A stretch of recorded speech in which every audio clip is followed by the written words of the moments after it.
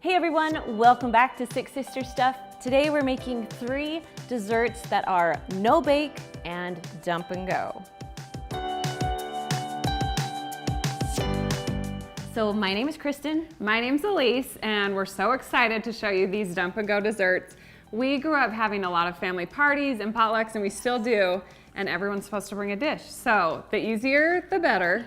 And I love that these desserts are no bakes. If you need to throw something together last minute, these are perfect for that. No cook time, really simple, really easy. Yeah, and that's usually my problem. I'm like a last minute person. And so dump and go is exactly what I need. So if you guys are ready, let's get cooking.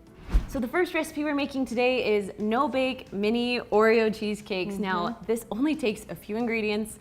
You literally throw it all together and then put it in the freezer for a bit. So should we get started? Yeah. Okay. Should we start with the filling? Yeah, let's start with the filling first. Go. So we've got 2 8-ounce blocks of cream cheese that have been softened. You'll want these to be softened because you're gonna beat them, and it's gonna be a lot easier if they're not cold and right out of the fridge. So just blend it until it starts getting fluffy. You'll keep mixing it in a minute. And then you're gonna add 2.5 cups of powdered sugar. And this whole recipe calls for 1 package of Oreos. But you're gonna set 12 aside to go in the bottoms of the cheesecake. Okay. And then you're gonna turn the rest into just Oreo cookie crumbs. So we took the cream out and just did it into the crumbs. Perfect. And then we reserve some of the crumbs to put on top. Yep. So it really is just a few ingredients, but you kind of separate a little bit as you go. Perfect. So that's it for the cream cheese filling. Okay, but you can get her. It's all mixed together. So now I think we're ready to assemble the cheesecakes. Okay, so it's just a whole Oreo, right? Yep. Okay, now the Oreo doesn't fit exactly in the bottom, but that's okay because it's just gonna freeze over and it really won't make that big of a difference. Okay. So now you can use a spoon and do this, but we're gonna just use cookie scoop because then they'll all be even and it will make our lives a whole lot easier instead of like using your finger to get it out. And then it doesn't get on the edge too. You don't have to clean it up. Okay, so after she puts the filling in, I'm just gonna spread it around to try and fill up that cup. And it's okay if it's not perfect, but it will go a little bit over the top. So just kind of press it down in the middle so it covers the whole Oreo in the base. So my husband loves this recipe and he thinks that it's like a lot of hard work to make this recipe when Actual cheesecake. Right? Like, it's like 3 ingredients. Yeah. That's all. That's my kind of cheesecake. Exactly. Because real cheesecake, I don't have the patience to be dealing with. It's a lot. I know. It's a lot. And this is good for summertime too, where you just stick it in the freezer instead of having to wait for it to cook for an hour or however long cheesecake takes. Quick and easy. Cold. Perfect. All right, while she's finishing up there, I'm gonna take these lovely Oreo crumbs and just kind of sprinkle them on top of each one just to make them a little fancier. I mean, you don't have to do this step, but yeah. Plus it covers up if you weren't very good at spreading like I was. You did great. Little garnish. Little garnish. There we go. It's for the garnish. So after you've got all the extra Oreo cookie crumbs on top, we're just gonna put them in the freezer, probably for about an hour till they set up. Okay. And they're solid, good to go. Perfect. Oh, I'm excited. All right, so we're done with this recipe. On to the next one. So the next recipe we're making is our no-bake Eclair cake. This is one of our favorites. It also, I do have something to admit. So we've made this recipe before on our YouTube channel, but that was way back in the day when it was a struggle. We'll just say that. So I'm gonna put a link in the description. We were learning. We were learning. We were learning how to edit. We were learning how to even make food. So if you want a good laugh, I'll put it down in the description for you. But we're gonna show you how to make it because it really is easy. And it's so good. And it's so good. Like people will think that you slaved for hours. So, okay, let's start. So we have 3.5 cups of milk that we already poured in just to make our lives a little easier. Next, we're gonna add it's a 3.4 ounce of the French vanilla Jello. So we're gonna put it in, it's like the instant pudding. You wanna pour that one in for me? Okay. Okay, so we're gonna mix these in first.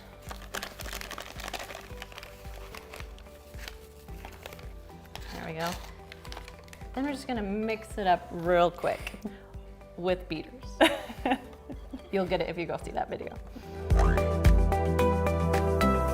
All right, so once this is mixed, we're gonna put it in the fridge for a few minutes, let it set up, because we're really making like the pudding out of it. So, want to stick it in the fridge for me? Mm-hmm. Awesome. All right, so our pudding is all nice and stiff, and so we're ready to put in the Cool Whip. Do you want to put that in, and I will mix it with the beaters? Okay. So it's just a, what size is this? 8-ounce container of Cool Whip. Nice, and you can get the light, you can get any kind, it will still work and taste good, so. Can't go wrong. Pudding, Cool Whip. I think Cool Whip might be one of my most favorite foods.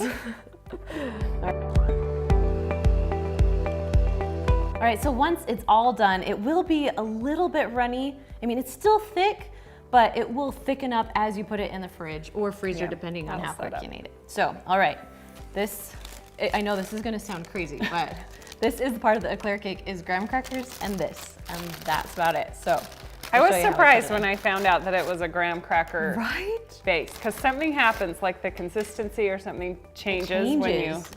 Yeah, and it really makes it just has a different flavor to it, so. So am I okay to be overlapping these a little bit? Yep. Okay. So the recipe calls for a 16-ounce package of graham crackers. So anywhere, like, I would say like 4. Yeah, probably 4 of those. So we'll do about 3 layers of graham crackers. Okay. So as she's finishing that up, we're going to put on about half of this pudding. And it's gonna make the graham crackers soft, and that's what you want it to do, because it's gonna be so good when it's done. So is this okay as far as it's okay a little if it overlaps? overlap? Because I mean, you think of what's going on it, they're gonna get softer, and then they'll form into the pan. So I might have to have you hold it a little bit as I dump it in, so. Okay. It might. It's a 2-man job. Actually, we're gonna do it so you can see. Okay, here we go. Thank you. Sure, that's half, right? Close enough.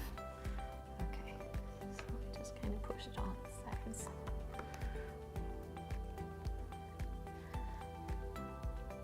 I remember my mom would make this in the summertime all the time when we were little. Yeah. Smells like childhood. It does smell like childhood. These are most recipes we make on here smells like childhood. Summer and childhood. Our mom was a good cook. She still is a good cook. Right, Mom? All right, go ahead. Okay, take 2. I'm gonna start my full ones on this side this time. Good idea. And you really won't be able to tell where the breaks are on this recipe because because you use a spatula to serve it, and it's easy to cut through, so it all works out.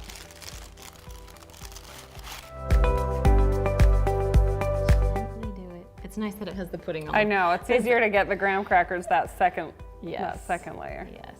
And so then we'll just do one more layer of the graham crackers. That will be the top. Okay, so after all the graham crackers are on, you put on your favorite frosting. Now this is my mom's homemade chocolate frosting, and it's amazing. I'm not gonna show you how I make it, but I'll put a link in the description for you so you can find it there. Or if you don't like to make frosting, if you wanna make this recipe really easy, you can just grab a can of chocolate frosting and just carefully spread it on, and it will taste delicious. But we love Mom's frosting. We do. This frosting also is on her chocolate brownie recipe. I'll put a link below there. Yeah, it's those her are good. Marshmallow brownies. And she's famous for those. She is. Probably my favorite food. Okay, are we ready? Let's try it.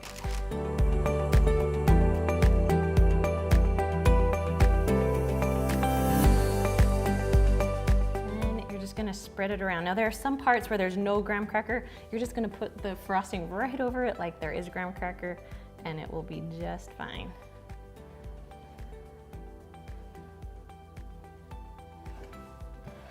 Just gonna do a spinaroo. So if you are making this, how far in advance do you need to make this? Because it does need to set up a little bit. It does. I love to do it like the night before. Or you could do it, it needs about an hour, maybe 2 hours in the refrigerator or freezer, depending on how cold you want it. Like some people like it frozen, but I like mine nice and soft, so I stick it in the fridge. Okay. All right. I'm not fancy, but that's okay, we're moms, so we don't have to be. Kids are just gonna tear through this. They're just gonna eat it.